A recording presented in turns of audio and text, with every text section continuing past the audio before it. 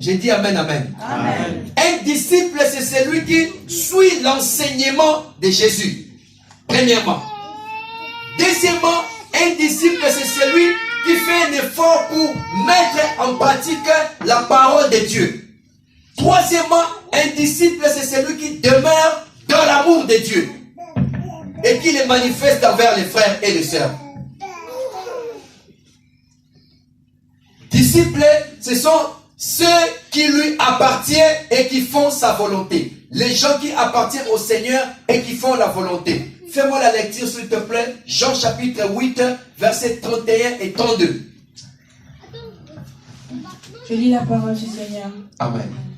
Jean 8, 30, combien 31 et 32. 31.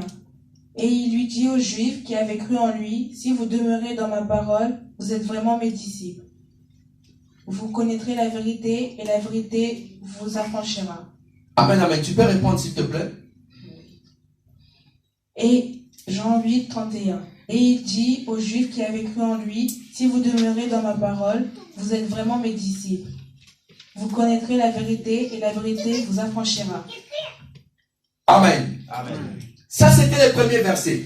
Il dit aux Juifs qui avaient cru en lui, si vous demeurez dans ma parole, vous êtes vraiment mes disciples. Alléluia. Pourquoi? Parce qu'un disciple, c'est celui qui demeure dans la parole de Dieu. Alléluia. Amen. Je ne peux pas vous expliquer ici le mot demeurer parce que chacun de nous ici a une demeure. Vous savez ce que veut dire demeurer? Être dedans. Alléluia. Amen. Être dedans. C'est ça qui veut dire demeurer. Celui qui demeure dans la parole, il dit c'est quelqu'un qui est dans la parole de Dieu. Et Jésus a dit, si vous demeurez dans ma parole, vous êtes vraiment mes disciples. Alléluia. Amen. Autrement dit, si vous ne demeurez pas dans ma pensée, si vous n'êtes pas dans ma parole, dedans dans ma parole, vous n'êtes pas mes disciples. Alléluia. Amen. Lis encore Jean chapitre 13, verset 35. À ceux-ci, tous connaîtront que vous êtes mes disciples si vous avez de l'amour les uns pour les autres. Amen, amen. Amen. Ah, tout le monde va reconnaître que vous êtes les disciples de Jésus si vous avez de l'amour les uns pour les autres. Alléluia. Amen. C'est comme cela qu'on reconnaît les disciples. On ne reconnaît pas un disciple, j'ai seulement de l'affinité avec Papa Freddy. Je suis un faux disciple. Un disciple doit avoir les affinités avec tout le monde. Alléluia. Amen. Aujourd'hui, on me voit avec les frères Adam. Demain, on me voit avec Papa Daddy. Le lendemain, on me voit avec les frères Junior. Un disciple, c'est comme ça. Sans laquelle, tu n'es pas un disciple de Jésus. Alléluia. Amen. Alors, la synthèse de ces deux versets, c'est la définition ou la description exacte d'un disciple. Celui qui demeure dans la parole de Dieu et celui qui vit dans l'amour de Dieu. Celui qui manifeste l'amour de Dieu. Amen, amen. Amen. On ne peut pas appeler disciple, on ne peut appeler disciple que ce qui appartient à Dieu. Vous m'entendez? Amen. On peut appeler disciple que ceux qui appartiennent à Dieu, ceux qui obéissent à Christ, ceux qui gardent les commandements et ceux qui demeurent dans l'amour les uns les autres. C'est ça un disciple. Le reste, c'est de la foutaise. Amen, amen. Amen. Le reste, c'est vraiment de la foutaise. Alors, il existe d'autres expressions bibliques qu'on utilise pour désigner les disciples ou mettre en valeur notre identité en Jésus-Christ. En ce moment-là, on nous appelle le saint, les enfants de Dieu, les fidèles ou les rachetés. Amen, amen. Amen. Mais ça, ce ne sont pas notre identité prioritaire. Notre identité prioritaire, on est des disciples. Mais quand on veut maintenant mettre en valeur cette relation, on peut nous appeler des saints, on peut nous appeler des enfants de Dieu, on peut nous appeler des fidèles, on peut nous appeler des rachetés. En fonction de chaque chose. Rachetés parce que Jésus nous a rachetés, fidèles parce qu'on a que lui comme Seigneur, enfants de Dieu parce que c'est lui comme notre Père, saints parce que nous marchons dans la sanctification de la crainte de Dieu. Il n'y a que ça. Mais en somme, nous sommes des disciples. Dites avec moi, disciples. Alors, d'où vient qu'on nous appelle des chrétiens? Vraiment, dans tout ce que je viens de vous expliquer ici, qu'est-ce qui a fait que du jour au lendemain, on a commencé à nous appeler des chrétiens? D'où vient ces surnoms? Oui, chrétien c'est un surnom. Amen, amen. Chrétien c'est un surnom. Alors, parlons un peu du chrétien. Cette appellation est contraire à l'enseignement du Christ et ne saurait pas définir valablement ce qui appartient, obéissent, suivent, gardent et demeurent dans l'amour de Dieu. Les surnoms chrétiens ne peuvent pas définir un disciple. Impossible. Parce que quand on a donné ces surnoms, il y avait un but derrière. Il y avait un but derrière. C'est un surnom qui ne veut rien dire, absolument rien. D'ailleurs, c'est une honte pour les seigneurs. Car par chrétien, on identifie tout et n'importe quoi. Amen. Amen. George Bush, le président américain, il se disait qu'il est chrétien. Amen, amen. Amen.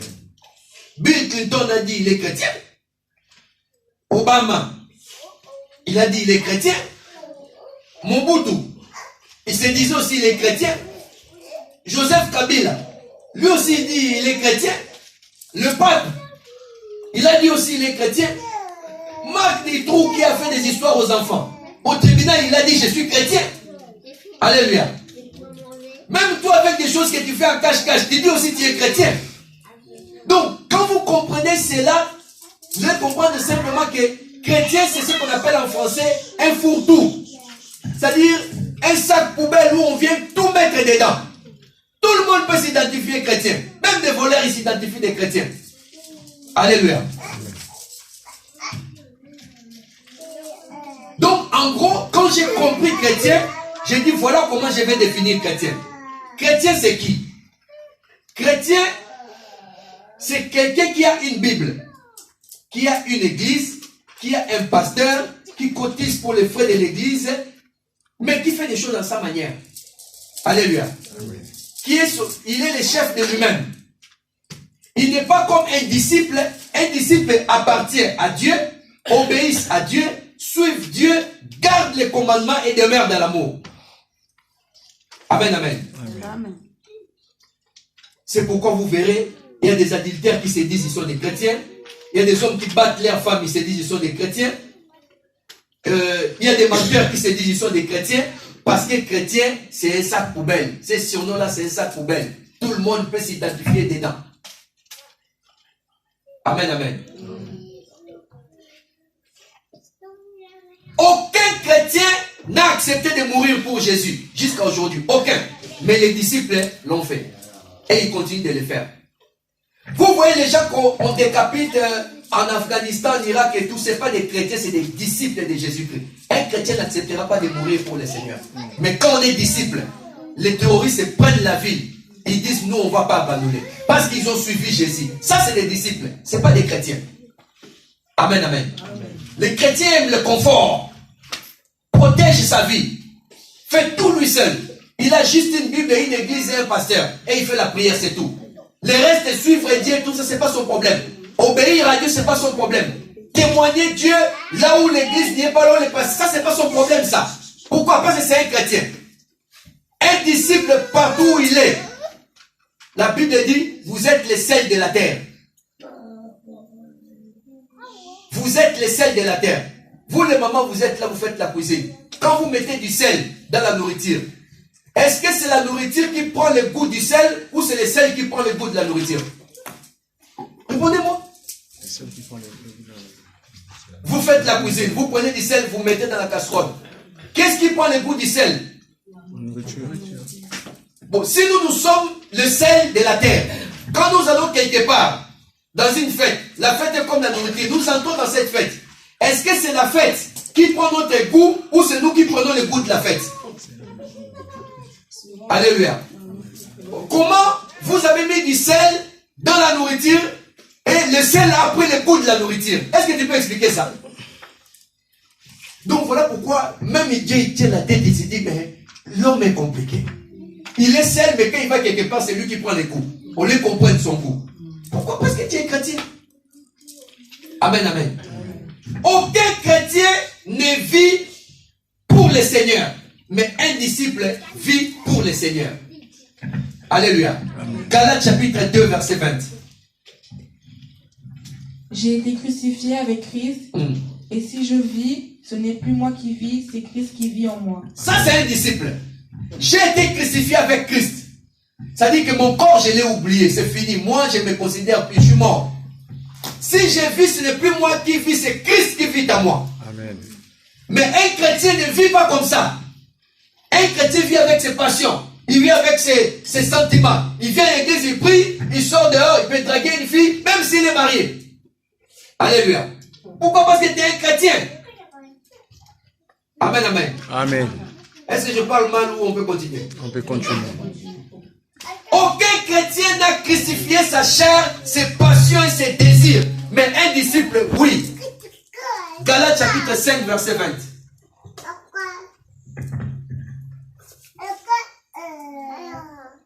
L'idolâtrie, la magie, les inimitiés, les querelles, les jalousies, les animosités, les disputes, les divisions, les sectes, Continue. l'envie, l'ivrognerie, les excès de table, les choses semblables. Je vous dis d'avance, comme je l'ai déjà dit, que ceux qui commettent de telles choses n'hériteront point le royaume de Dieu.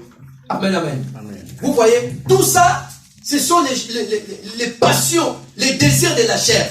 Et quand on est chrétien, comme un chrétien, ce n'est pas quelqu'un qui demeure dans la parole de Dieu. Un chrétien, ce n'est pas quelqu'un qui obéit à Dieu. Ce n'est pas quelqu'un qui suit Dieu ou qui demeure dans l'amour de Dieu. Dans sa chair, dans sa vie, il y a encore des désirs, il y a encore des passions. Ce sont des gens, ils peuvent venir à l'église, mais pour un oui ou pour un non, ils se mettent à disputer, à insulter les gens. Alléluia.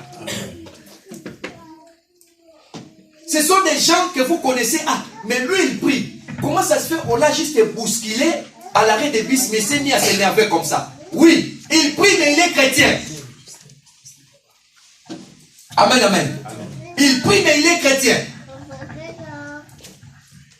Un chrétien, c'est quelqu'un qui écoute la parole là.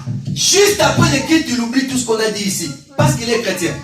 Mais un disciple garde la parole de Dieu dans son cœur. Dites avec moi, amen. Amen. Voilà pourquoi je vous ai dit, quand nous avons commencé ces messages, je vous ai dit, moi, je ne suis pas un chrétien. Alléluia. Je sais qu'il y a des pasteurs qui sont encore des chrétiens.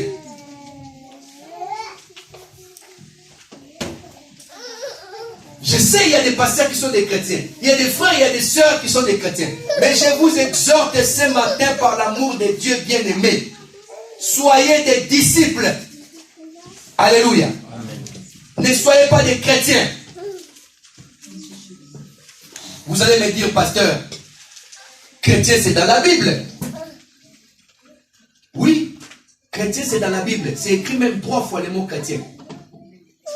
Mais écoutez, dans cette même Bible, on a dit, Judas est parti se suicider. C'est écrit aussi dans la Bible. C'est pas pour autant qu'on va aller se suicider parce que c'est écrit dans la Bible. Alléluia. Il ne faut pas lire la Bible à l'envers. Amen, amen. Amen. C'est écrit dans la Bible, oui, mais ce n'est pas écrit pour que nous puissions porter ça comme une identité. C'était pour comprendre. Dites avec moi, amen. Amen.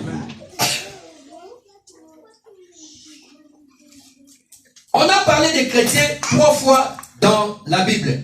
Mais à chaque fois qu'on a parlé de chrétiens dans la Bible, c'était toujours dans un sens négatif. 1 Pierre, chapitre 4, verset 16. Mais si quelqu'un souffre comme chrétien, qu'il n'en ait point honte, et que plutôt il glorifie Dieu à cause de son nom. Ok. Vous voyez, si vous lisez ça, vous ne connaissez pas la Bible. Ah voilà, on a dit ici, si quelqu'un souffre comme un chrétien, mais lis bien la Bible, on a dit quoi? Qu'il ne puisse pas avoir honte. Pourquoi? Parce que quand on a mis ces surnoms, c'était pour se moquer de ceux-là qui allaient à l'église. Alléluia. Amen. Écoutez-moi bien. En réalité, on voulait dire quoi? On savait que les gens étaient des disciples. Ils suivaient Jésus. Maintenant, au lieu qu'on les appelle des disciples, on les appelle des suiveurs. C'est-à-dire, chrétien veut valablement dire ce qu'on dit à Lingala, Mukala. Vous comprenez un peu? Amen. C'est-à-dire, un suiveur, hein, c'est ça moi en français. Un suiveur. Pourquoi? Parce que les disciples suivaient Jésus. Donc on les appelle des suiveurs. Nous, en Lingala, on appelle ça Mukala. Et comment on va prendre une telle identité et porter, c'est dire, oui, nous sommes des Mukala. Non, nous, on est des disciples. Et ils ont mal compris les choses. C'est pourquoi Paul dit, il parle, l'apôtre Pierre dit, il parle aux gens. En utilisant cette expression, il dit, si on vous persécute en tant que des Mukala, en tant que des chrétiens, n'ayez pas honte. Alléluia. Amen. Or, quand on parle de tout ce qui est persécution, souffrance dans la Bible, on dit toujours persévérer. Mais quand il s'agit des chrétiens, on dit n'ayez pas honte. Pourquoi? Parce que les mots en question, c'est un sujet de honte.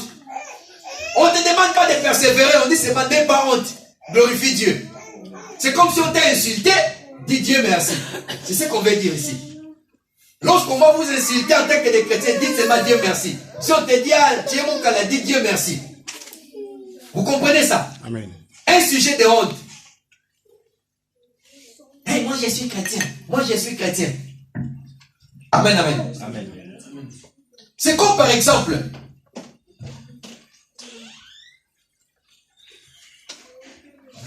je suis un employé.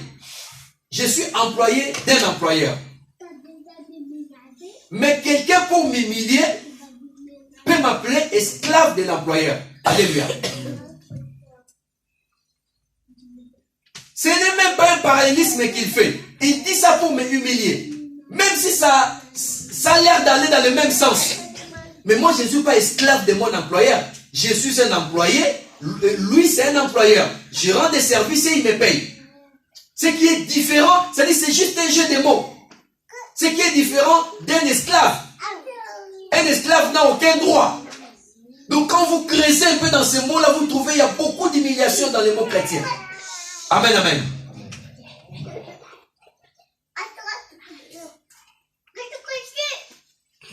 Actes des Apôtres, chapitre 26, verset 28. Afin que tu leur ouvres les yeux pour qu'ils passent des ténèbres à la lumière et de la puissance de Satan à Dieu, pour qu'ils reçoivent par la foi en moi le pardon des péchés et l'héritage avec les sanctifiés. Non, acte 26. Acte 26, verset 28.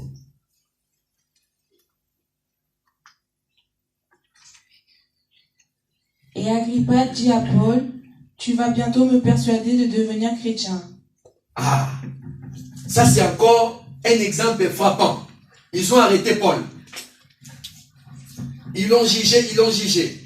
Et quand ils lui ont donné la parole, il a parlé. Il était tellement convaincant. Le roi Agrippa a dit, Paul, tu vas bientôt me persuader de devenir chrétien.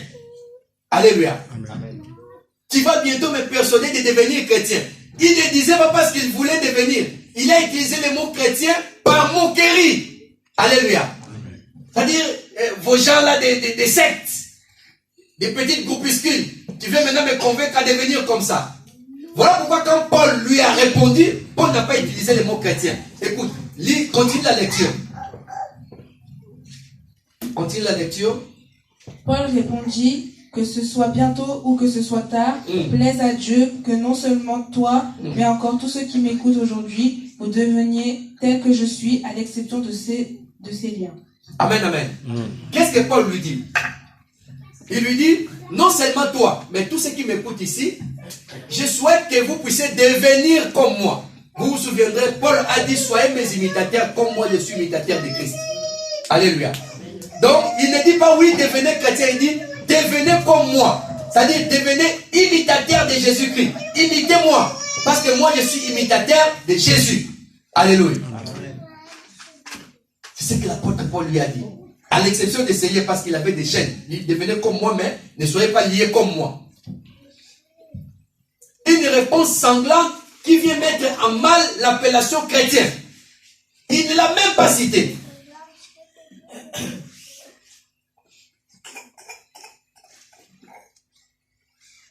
Acte chapitre 11, verset 26. Et l'ayant trouvé, il l'amena à Antioche. Pendant toute une année, ils se réunirent aux assemblées de l'église et ils enseignèrent beaucoup de personnes. Ce fut à Antioche que pour la première fois, les disciples furent appelés chrétiens. Amen, amen. Ce fut à Antioche. Vous savez, la Bible, il faut la lire avec beaucoup de souplesse et de simplicité. Ce fut à Antioche que les disciples furent appelés pour la première fois chrétiens. Alléluia. Il y a eu une première fois. Autrement dit, avant on ne les appelait pas des chrétiens. C'est-à-dire les disciples qui sont morts avant l'arrivée à Antioche ne connaissent pas ce nom des chrétiens. Ils ne connaissent pas ça. C'était un surnom donné d'emblée comme ça. Quand on les a vus, ce sont des chrétiens. Et c'est resté comme ça. Amen, amen.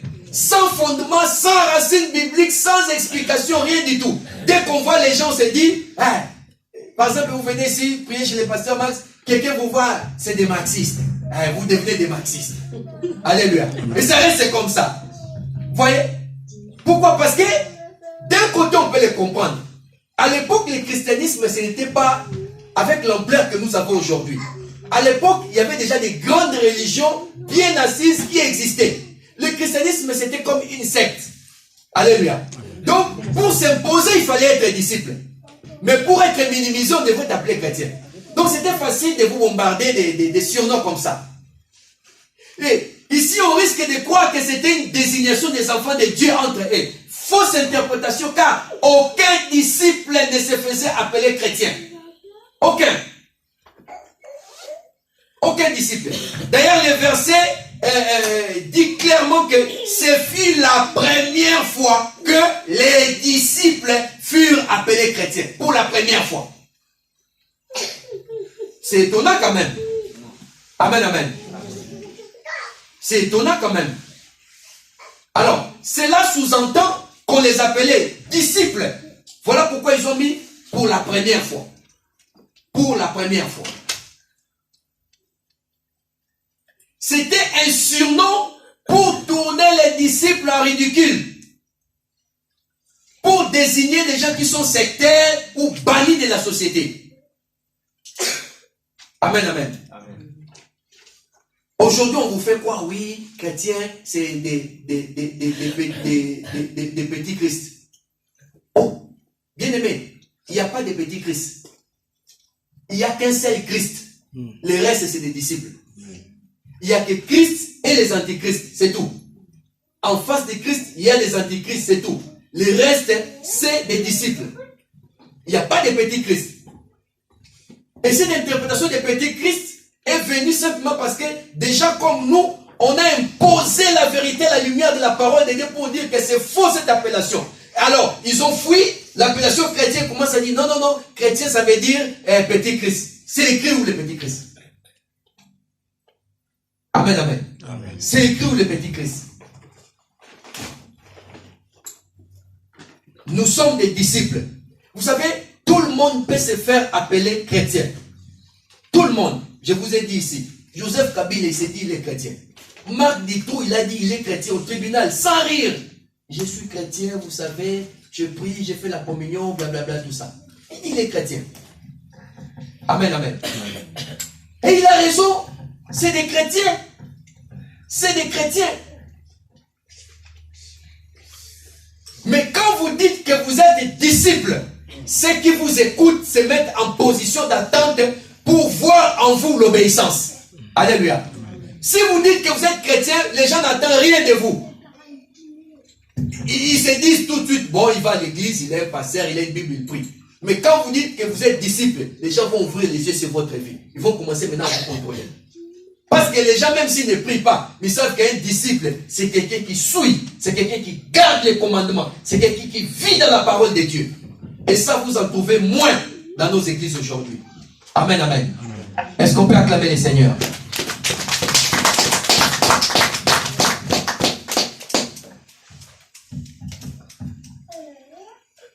C'est pour cela que, ça c'est la conclusion, l'avant-dernière phrase pour la conclusion, c'est pour cela que, en tant que chrétien, quand vous faites des bêtises, les gens ne sont pas scandalisés.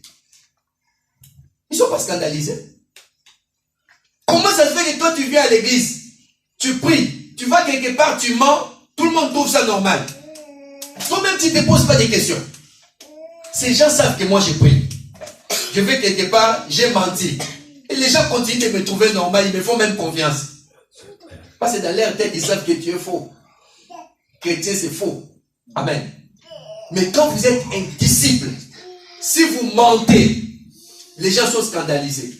Ah, même lui, il ment. Vous voyez la différence? Quand vous êtes chrétien, vous faites des choses inacceptables, les gens vont vous accepter. Bien aimé, c'est inconcevable. C'est-à-dire, à un moment donné, il faut que tu réfléchisses, il faut que tu reviennes en toi-même et de te poser des vraies questions. Regarde dans ton entourage, dans ta famille, tous ceux qui te connaissent, il y a un problème. Soit ils sont des hypocrites, soit ils sont dans les vrais, toi tu as un problème. Qu'est-ce que je veux dire par là? Tu te poses une question. Comment ça se fait que tous ces gens savent que moi je vais à l'église? Ils savent que moi je prie. Ils savent que tous les dimanches je suis à l'église. Mais quand je pose des actes contraires à la parole de Dieu, ces gens ne me disent rien. Les gens ne sont pas bêtes. Hein? Amen, amen. C'est toi qui vas les impressionner que j'ai prié. Ils savent qu'ils ne sont pas bêtes. Ils savent que tu es rien. Et tu verras bien. Mais si tu ne changes pas, crois-moi, les gens ne seront jamais scandalisés. Que tu mentes, que tu tombes dans l'adultère, les gens ne seront jamais scandalisés parce qu'ils savent que tu es un chrétien. Les jours où tu vas devenir disciple, celle de la terre, tu arrives quelque part avec des amis, on veut manger, tu dis, prions d'abord. Il faut se dire, ici il n'y a pas l'église, mais il amène la vie chrétienne ici.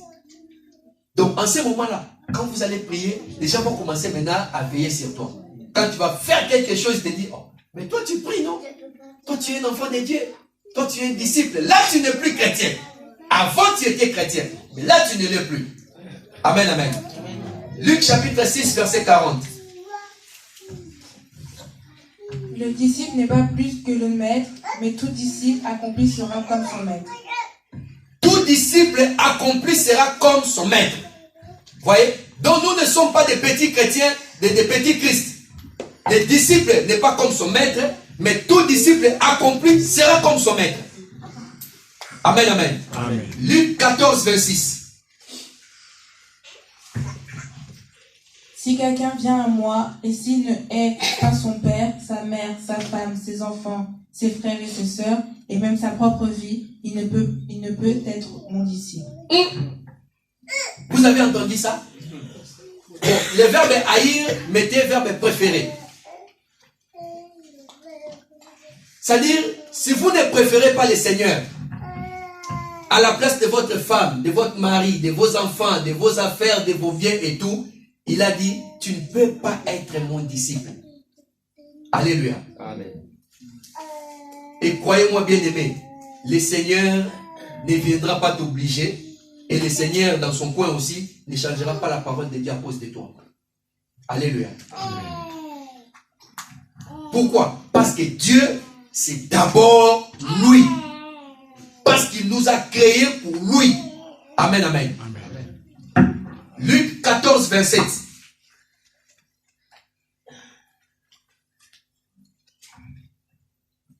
Et quiconque ne porte pas sa croix et ne me suit pas ne peut être mon disciple. Alléluia. Amen. Si tu ne portes pas ta croix, si tu ne te prends pas en charge dans cette vie périlleuse et dangereuse des enfants de Dieu, si tu ne marches pas comme il faut dans le Seigneur, être prêt à tout affronter, tu ne peux pas être un disciple de Jésus. Impossible. Est-ce que tu es prêt à mourir de faim pour faire avancer le travail de Dieu?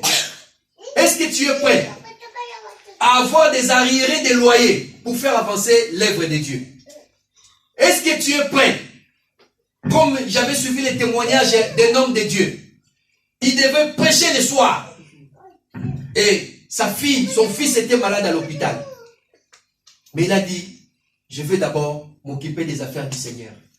Il est parti et Dieu s'est occupé de son enfant. Est-ce qu'on est prêt à s'arracher comme cela? La Bible dit, si on n'est pas prêt, on n'est pas digne d'être disciple de Jésus-Christ. 14, 33. Luc 14, 33.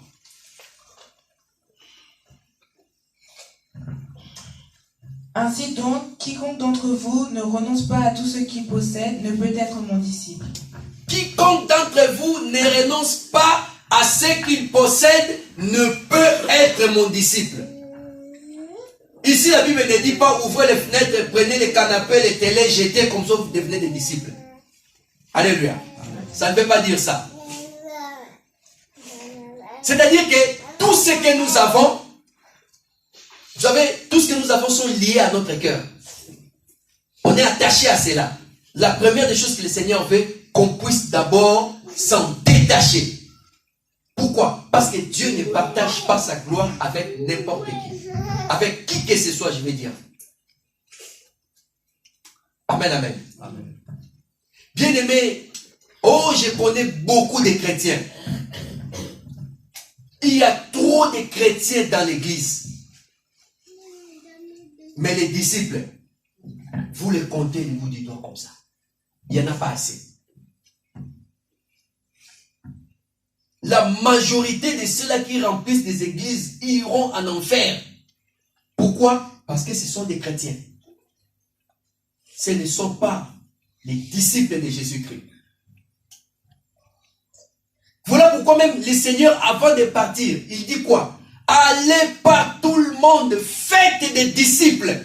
Le Seigneur a besoin des disciples, des gens qui les suivent, des gens qui l'obéissent, des gens qui gardent ses commandements et des gens qui demeurent dans l'amour. Amen, amen. Amen. Demeurez dans l'amour, demeurez dans la parole de Dieu. Vivez dedans dans la parole de Dieu. Alléluia. Amen. Arrêtez de prendre des choses de Dieu à la légère.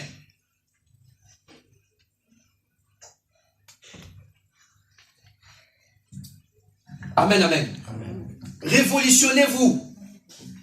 Arrêtez de rêver. Les temps pressent. Amen. Est-ce qu'on peut acclamer pour le Seigneur? Amen. Le dimanche prochain, nous aurons un autre sujet. Aujourd'hui, j'ai voulu seulement jeter des bases et pour éviter des confusions, surtout avec les termes chrétiens. Amen, amen. Amen. Pour éviter surtout des confusions sur ces termes-là. Je n'ai aucun problème avec ça, mais ça ne m'intéresse pas. Moi, je ne suis pas un chrétien. Moi, je suis un disciple. Si tu te mets dans les statuts des disciples, chaque seconde de ta vie, tu vas te forcer à suivre le Seigneur. À chaque fois qu'il sera devant un problème, tu vas te poser la question, si le Seigneur était à ma place, qu'est-ce qu'il allait faire? Mais quand tu es un chrétien, tu t'en fous. Depuis le matin, tu vas penser que le Seigneur existe et que quand il y aura périscope à 23h, à 22h, là, parce que tu es un chrétien. Mais toute la journée, tu as passé ton temps à faire des dégâts, à faire n'importe quoi. Et si la mort t'est trouvée en ce moment-là? Si la mort te trouve en ce moment-là, tu fais quoi? On ne devient pas un disciple que quand on a des problèmes, en ce moment-là, on va suivre le Seigneur, on lit la parole, on veut tout faire en même temps. On veut obéir. Le même jour, on veut garder. Le même jour, on veut garder le commandement. Le même jour, demeurer dans l'amour. Le même jour, suivre le Seigneur. Le même jour, ça c'est la peur. Et c'est du faux. Alléluia. Ça doit être une vie normale. Je marche, je réfléchis toujours. Dans ma tête, je réfléchis. Qu'est-ce que je peux faire de bien? Qu'est-ce que je peux éviter? Et tout, et tout. Amen, amen. Amen. Très important.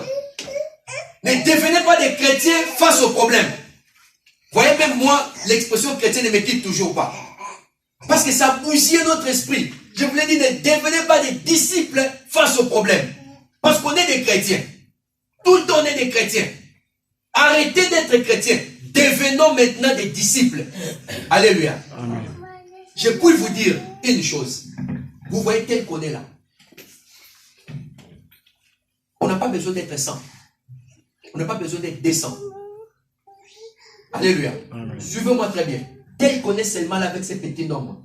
Si on est des disciples de Jésus, suivons le Seigneur, obéissons à sa parole, demeurons dans sa parole, gardant ses commandements et demeurant dans l'amour, bien-aimés dans le Seigneur, on peut bouger toute la France. Alléluia. Pourquoi? Parce que c'est en ce moment-là que Dieu peut se déployer en nous et faire des grandes choses. C'est pourquoi vous verrez Paul et Barnabas. Ils étaient que deux. Comme ils étaient des disciples, ils ont bougé toute l'Asie mineure. La Bible dit que tout le monde en Asie mineure a écouté la parole de Dieu à cause de Paul et Barnabas. La Turquie que vous voyez là aujourd'hui. 2 personnes ont bougé toute la Turquie. Et le maître lui-même a bougé le monde entier jusqu'à aujourd'hui incontournable. Amen, amen. Si vous voulez bouger, vous voulez impacter, devenez seulement disciple. Aucune difficulté ne peut résister devant un disciple. Un disciple, c'est quelqu'un qui est déterminé. Un disciple, c'est quelqu'un qui marche derrière Jésus. Alléluia. Amen. Jésus continue de marcher. Si on est disciple, on se range derrière lui. Si on est chrétien, on est à côté. Et quand Jésus est devant, bien-aimé dans le Seigneur, c'est comme si vous marchiez et un lion devant vous. Et c'est le lion-là qui est votre guide. Quelle est cette confusion, quelle est cette difficulté, quel est ce problème qui peut faire face à un lion? Le lion ne recule jamais devant ses adversaires. Amen, amen. Amen. Donc, retenez, bien-aimés dans le Seigneur, faisons des efforts, devenons des disciples et le Seigneur ne manquera pas d'agir dans notre vie. Le dimanche prochain, nous allons encore voir l'autre point concernant toujours comment devenir disciple. Amen. Amen. Levons-nous dans la présence de Dieu, acclamons le Seigneur. Est-ce qu'on peut acclamer le Seigneur? Alors, je vais te demander maintenant de prier. Regarde maintenant en toi-même dans ta vie. Je vais demander de prier.